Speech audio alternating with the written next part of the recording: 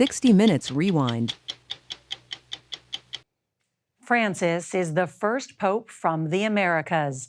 The first of his name, and more than any other pope in recent memory, has dedicated his life and ministry to the poor, the peripheral, and the forgotten, all while leading the Catholic Church on difficult, sometimes controversial issues that not everyone supports. We were granted a rare interview at the Vatican and spoke to him in his native Spanish through a translator for more than an hour. Not lost in translation was the 87-year-old's warmth, intelligence, and conviction. We began by discussing the Church's first World Children's Day. Next weekend, Pope Francis will welcome tens of thousands of young people to the Vatican, including refugees of war. During World Children's Day, the UN says over 1 million people will be facing famine in Gaza, many of them children. No solo en Gaza. Not just in Gaza. Think of Ukraine. Many kids from Ukraine come here. You know something? That those children don't know how to smile. I'll say something to them. They have forgotten how to smile, and that is very painful. Do you have a message for Vladimir Putin when it comes to Ukraine? Please, warring countries, all of them, stop. Stop the war. You must find a way of negotiating for peace. Strive for peace.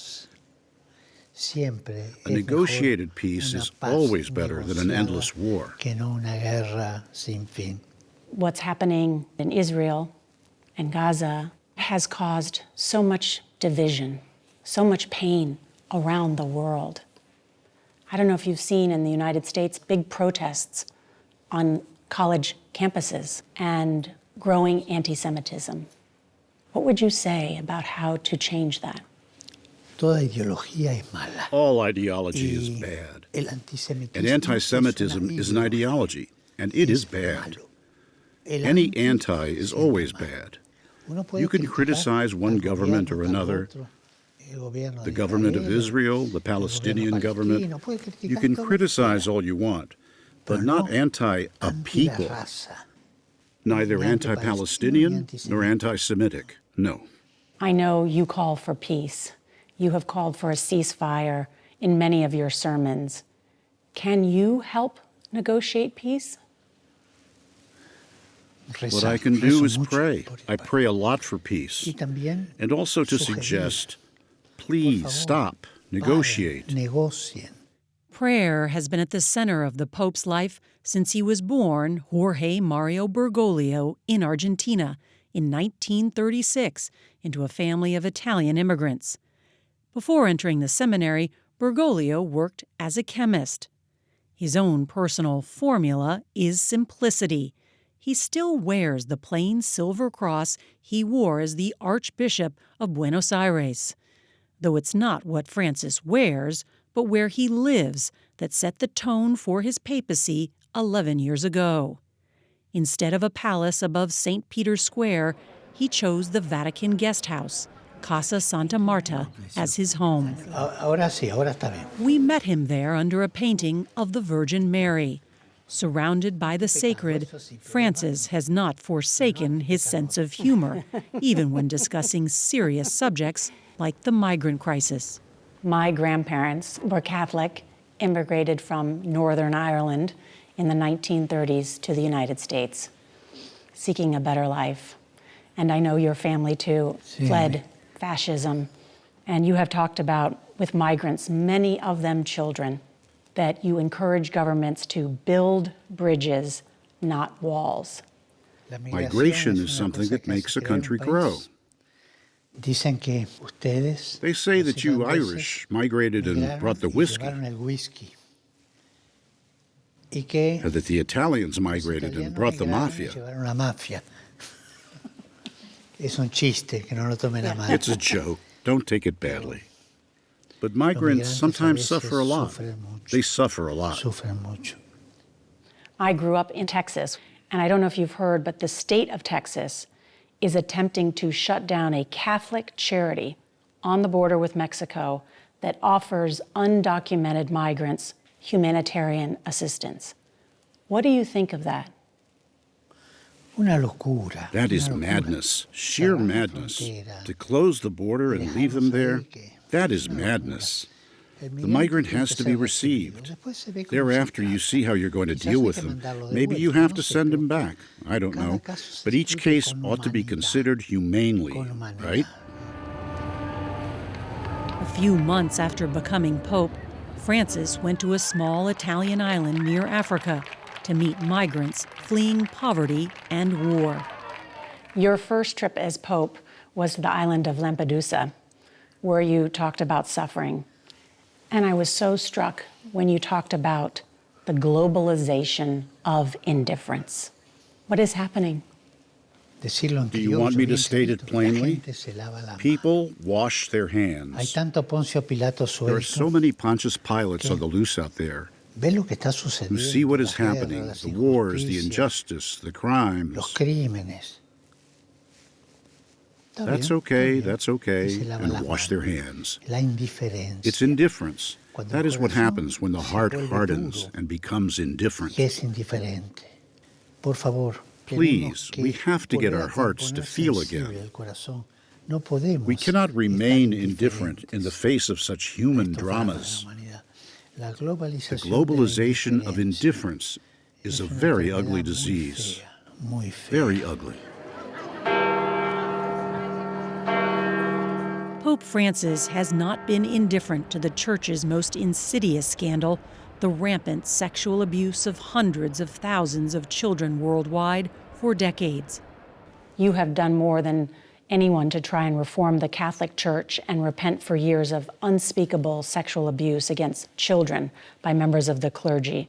But has the Church done enough? It must continue to do more. Unfortunately, the tragedy of the abuses is enormous.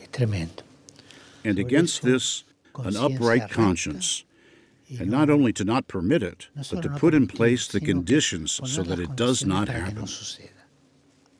You have said zero tolerance. It cannot be tolerated.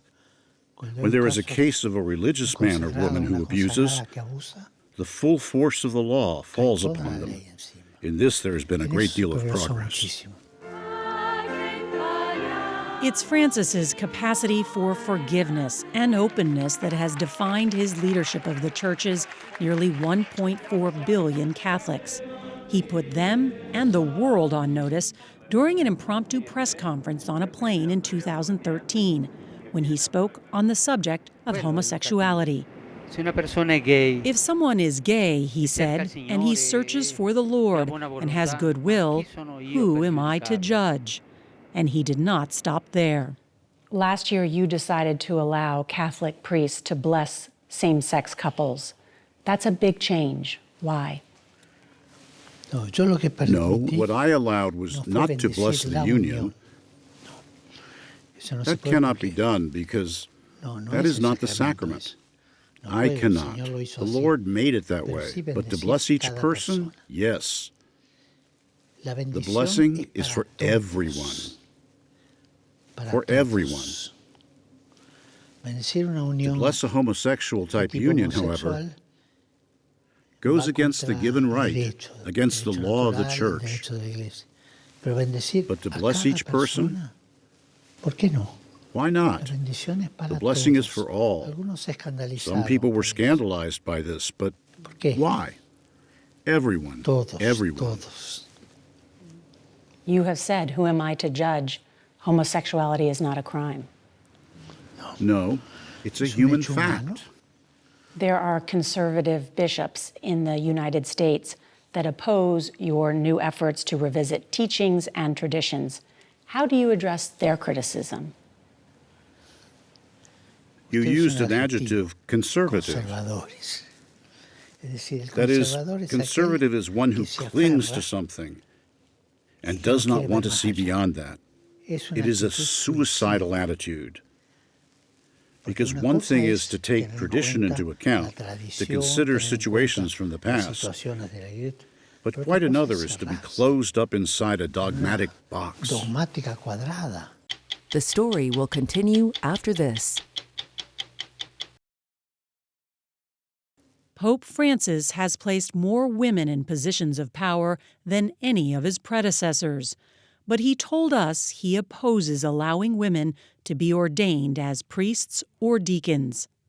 Francis's devotion to traditional doctrine led one Vatican reporter to note that he's changed the tune of the church, but the lyrics essentially remain the same. This frustrates those who want to see him change policy on Roman Catholic priests marrying, contraception, and surrogate motherhood. I know women who are cancer survivors who cannot bear children, and they turn to surrogacy. This is against church doctrine. In regard to surrogate motherhood, in the strictest sense of the term, no, it is not authorized.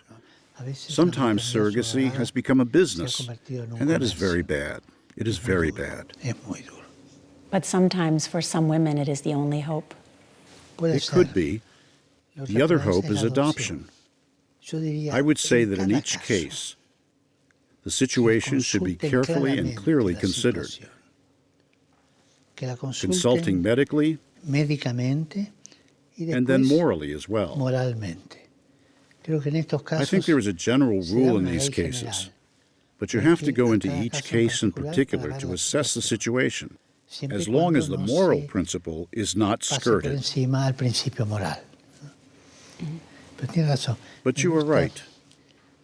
I want to tell you that I really liked your expression when you told me, in some cases, it is the only chance. It shows that you feel these things very deeply.